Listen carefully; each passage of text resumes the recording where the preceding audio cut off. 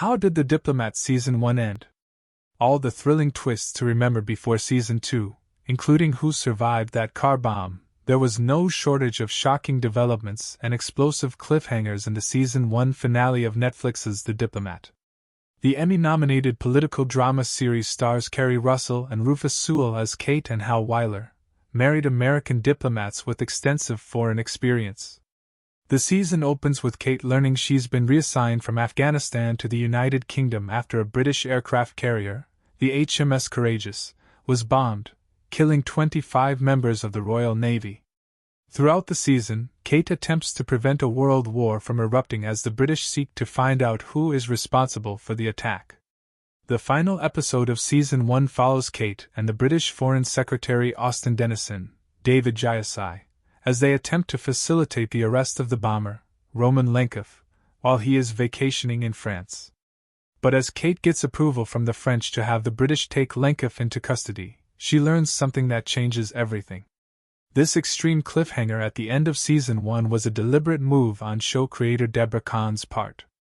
"I wanted it to make people want more," Kahn, who also worked on Homeland and The West Wing, told Tudum. "I wanted to bring together all of the different dynamics of the political relationships and the personal relationships in one event that splits apart all at the same time." All 6 episodes of The Diplomat Season 2 dropped on Netflix on October 31st. Before you dive into the new episodes, here's a look back at everything that went down in The Diplomat Season 1 finale. The season finale of The Diplomat, titled The James Bond Clause, begins the morning after the plan to attack Lenkov's troops in Libya has been called off. Kate heads to a meeting in Dennison's office, where she learns that Prime Minister Nicol Trowbridge, played by James Bond actor Rory Kinnear, has had a change of heart and wants to arrest Lenkov while he is on vacation in France. Though Trowbridge called Kate in embarrassment just the day before when she initially suggested this course of action, he is now fully on board with the idea. To move forward with Lenkov's capture, Kate and Dennison must travel to Paris to ask the French Minister of the Interior, Brielle Fournier, played by Mickey Sebastian, for permission for British Special Forces to execute the arrest.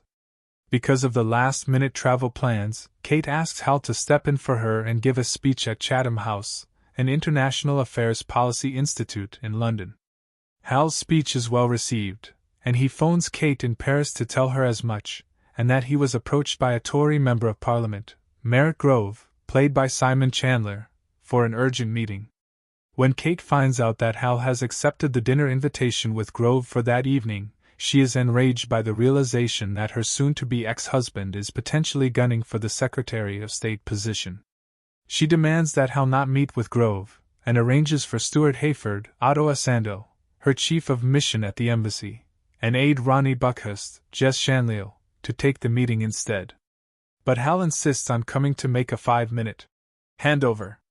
Back in Paris, after a failed attempt at getting permission from Fournier, Kate heads to an event at the Louvre, where she gets Fournier to agree to let British Special Ops arrest Lenkov. But Fournier also tells Kate that she's surprised that the US would be on board with and strongly lobby for an extrajudicial assassination, leaving Kate shell-shocked. The plan was to arrest Lenkov alive, but Fournier says her intelligence revealed that the Brits intend to kill him. Kate runs out of the Louvre and confronts Dennison about the assassination plan. He insists he had no idea, and also finds it hard to believe, if Lenkov is assassinated, the British won't be able to find out who hired him in the first place. Plus, under the Intelligence Services Act, Dennison would have had to authorize the kill request, and he didn't. This is when it all clicks for Kate. "A dead Lenkov is only good for the people who hired him," she says, realizing that it must have been Trowbridge who hired Lenkov to blow up his own country's aircraft carrier. But this isn't the only explosive development. In London, Grove is angry when Buckhurst shows up to meet him and not Hal. He storms out to his car, where both Hayford and Hal are rushing to approach him. Grove goes to enter his car, but as he opens the door, it explodes, leaving the entire block engulfed in flames. In the final scene, Kate's security detail informs her of the explosion in London, leaving her in tears. Fans weren't the only ones left shocked by the dramatic ending. Russell herself didn't see it coming. "I was totally surprised," the actress told Deadline of the ending. But Deborah is such a veteran. She's been doing this forever.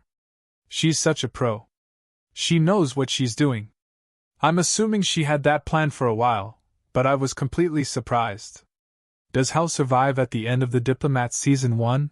One of the biggest cliffhangers from the Diplomat Season 1 finale is who, if anyone, survived the fiery explosion. But the Season 2 trailer for the Diplomat confirms at least one survivor: Hal. The teaser clip begins with the former ambassador, alive and well, escorting Kate to a black tie affair. Official Netflix photos from Season 2 of The Diplomat also reveal another survivor, Kate's deputy chief of mission Hayford. At the conclusion of Season 1, Sewell, who portrays Hal, was hopeful that everyone would make it out alive. "I hope we all survive," he told Tudum. "What can I say? I mean, I loved the dramatic turn. And I just have to hope A, that there'll be a second season, and B, that everyone will be okay. But the drama needs to be real." Why was Grove killed in The Diplomat Season 1? While Hal and Hayford survived the car explosion, it is safe to assume Grove, who was the closest to the detonation, was killed. But why was he taken out? Grove's urgency to connect with someone from the White House insinuates that he knew about Trowbridge and the assassination plan against Lenkov, and was trying to inform the U.S. before it went down. The explosion, therefore, was potentially meant to silence him and his knowledge, but who officially arranged for Grove's death is still unknown heading into Season 2. Where do Kate and Hal stand at the end of Season 1? Throughout Season 1 of The Diplomat, Kate isn't just working to smooth over international relations. Her own marriage is also in a precarious position. The couple had plans to divorce, but with Kate being eyed for the vice presidency, she and Hal need to stay together for the optics. In the season finale, Hal appears to get jealous when he learns Kate will be traveling to Paris with Dennison, who she's had a flirtatious relationship with since arriving in London.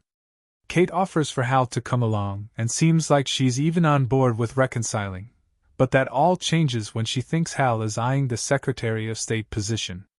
"I feel like the stand-up thing to do is to give a relationship every possible chance, right?" Kate says while venting to Dennison in Paris. "I mean, it's the whole definition of my life's work. There's nothing you can't talk out. But at a certain point, I'm a moron for failing to learn a lesson I've been taught 1,000 times.